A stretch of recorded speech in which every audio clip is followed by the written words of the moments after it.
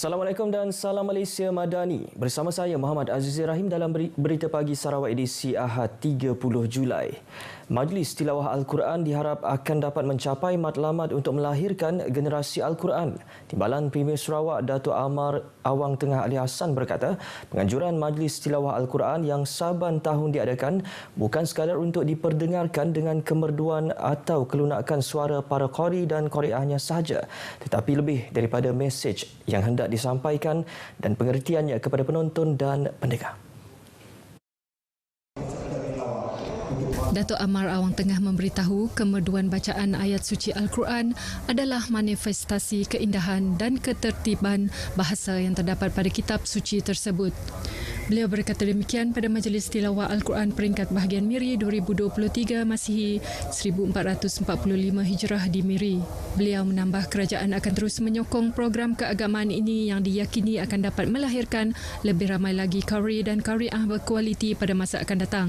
Seramai 31 orang qari dan qariah yang telah mengambil bahagian dalam pertandingan tilawah Al-Quran di seluruh bahagian Miri iaitu daerah Miri, Subis, Marudi dan seramai 12 orang telah berjaya ke peringkat bahagian. Johan Qariah peringkat bahagian Miri disandang oleh Nurul Izzah Mukali dari Subis, manakala Johan bagi Qari pula dimenangi oleh Muhammad Faizil Afandi dari Miri. Johan Qariah peringkat bahagian Miri disandang oleh Nurul Izzah Mukali dari Subis, manakala Johan bagi Qari pula dimenangi oleh Muhammad Faizil Afandi dari Miri. Majlis Perbandaran Sibu dicadang agar mengikut langkah Majlis Bandaraya Kuching Selatan untuk menganjurkan festival makanan seperti Kuching Festival Food Fair. Timbalan Premier Datuk Seri Dr. Sim Kui Hian memberitahu ini kerana festival tersebut mampu menarik pengunjung lebih 1 juta orang setiap tahun. Datuk Seri Dr. Sim memberitahu festival tersebut bukan sahaja untuk mengetengahkan pelbagai makanan yang terdapat di Sarawak tetapi juga membuka peluang kepada usahawan muda mencuba perniagaan mereka. Beliau berkata demikian pada perasmian Kuching Festival Food Fair. Dalam pada itu, beliau turut melancarkan peta interaktif Kuching Food Festival 2023 bagi membolehkan pengunjung mencari gerai makanan dengan lebih mudah melalui laman sesawang tersebut. Sebanyak 330 gerai makanan menyertai festival ini yang telah bermula 28 Julai sehingga 20 Ogos ini. Sarawak mempunyai banyak produk berpotensi tinggi untuk dibangunkan di bawah sistem franchise. Timbalan Menteri Belia, Sukan dan Pembangunan Usahawan Dr. Ipin Lamat berkata, dengan perancangan serta pengurusan yang strategik, produk-produk tempatan di negeri ini juga mampu menembusi pasaran seluruh negara dan antarabangsa. Sehubungan itu, beliau menyeru agensi-agensi kerajaan berkaitan terutama sekali Pernas, Tabung Ekonomi Kumpulan Usaha Niaga serta Perbadanan Pembangunan Ekonomi Sarawak untuk membantu mengembangkan perniagaan para usahawan franchise di negeri ini. Jadi kita lihat di Sarawak, memandangkan population kita sikit, jadi kita perlu franchise bisnes ini untuk kita pergi lebih jauh. Ya, contohnya kita mengembangkan baiknya ke Sabah, ke Brunei ataupun ke Semenanjung Malaysia ataupun ke international level.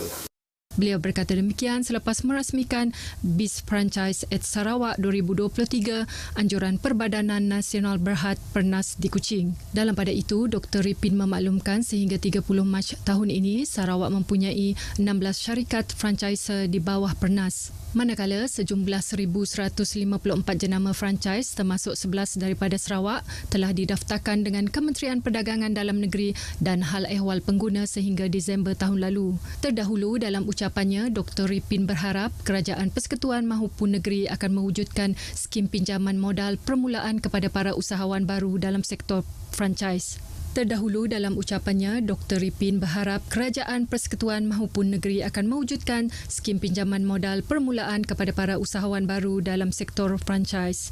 Jelasnya, ini penting kerana ketika ini ramai yang berminat untuk menceburi perniagaan franchise namun menghadapi masalah modal permulaan.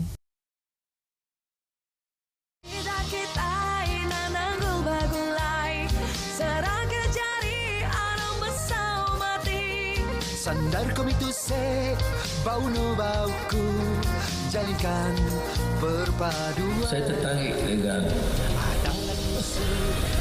segulai sejarah. Saya nak pastikan moto segulai sejalai ini jadi moto di negara seluruh Malaysia.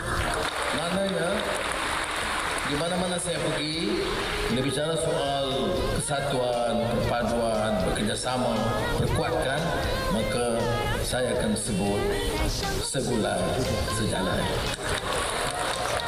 创和平繁荣安乐的家。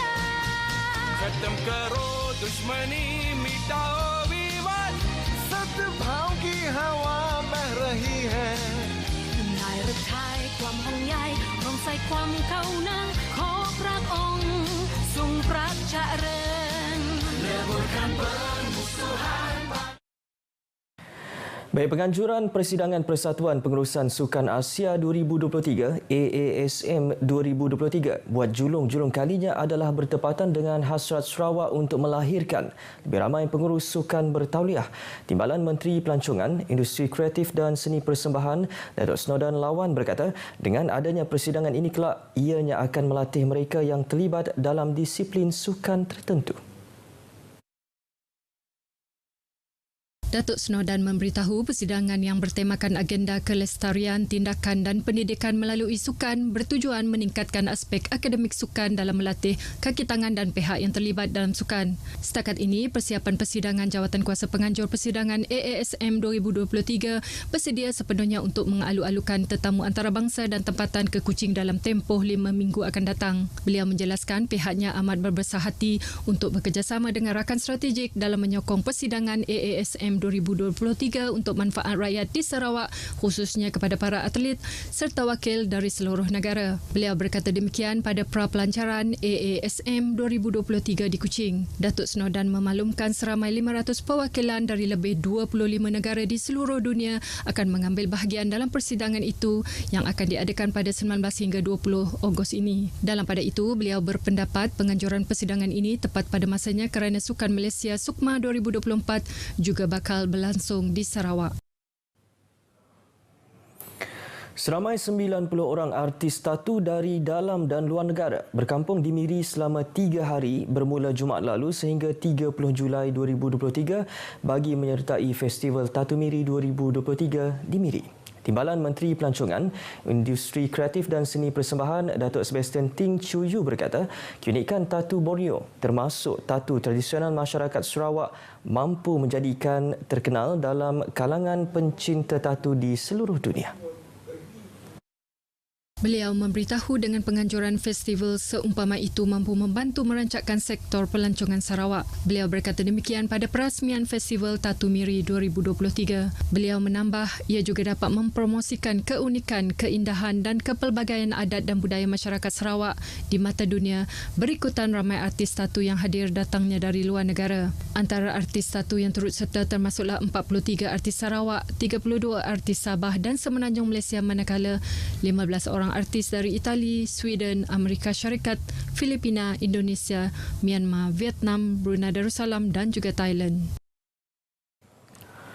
Polis kini sedang memburu seorang lelaki yang telah menipu seorang broker hartanah di Miri melalui panggilan telefon sehingga menyebabkan kerugian RM391,000 pada bulan lepas.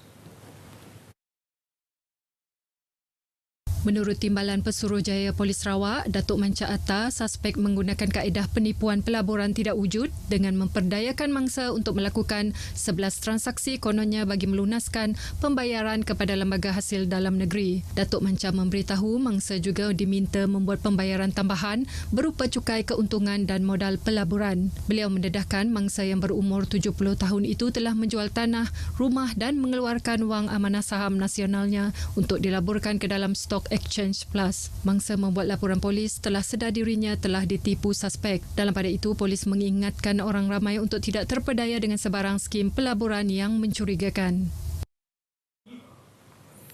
Persatuan Bola Tampar Miri berusaha membina sebuah gelanggang bola tampar bagi mempergiatkan lagi sukan bola tampar di daerah Miri. Ahli Lembaga Pengurusan Majlis Sukan Negara, Alan Ling Si Kiong memaklumkan perbincangan awal telah diadakan bersama dengan Persatuan Bola Keranjang Miri berhubung perkara tersebut.